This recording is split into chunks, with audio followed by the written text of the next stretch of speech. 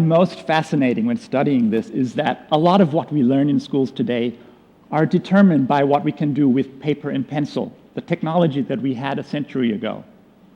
Now that we have technology, things can be so different, but we don't really think about it. Sometimes we teach things just because, we've done that with previous generations. So, for example, do we really need to get kids to memorize all these facts about history now that all the information is available just a few clicks away?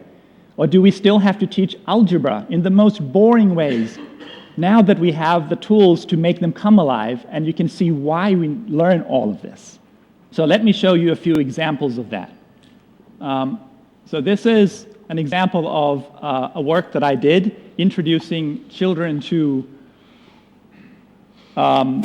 balancing a robot. We balance things very well. We can keep a stick on our fingers and, prevent it from falling. But if you look at the science behind that, it's very complicated. And there are many useful ideas that you can use and apply to different things that you do in life, like sports or economy or things like that. So I developed an environment on the computer that allows children to get to the ideas that are behind. Now, I don't have enough time to explain to you how I did it, but I have a story to tell about what happened when the father came. So the father of one student came one day. He was a very well-trained engineer.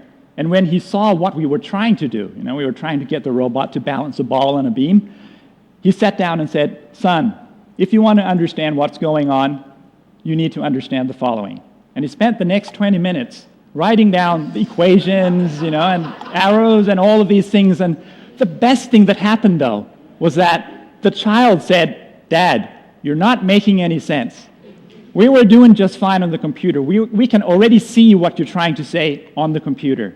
So to me, that was the pinnacle, because it means that the computer, if designed well, can communicate to children ideas that used to be hidden behind all these maze of equations and things like that. So that was a success, and it's the kind of thing that I think reveals the true power of technology.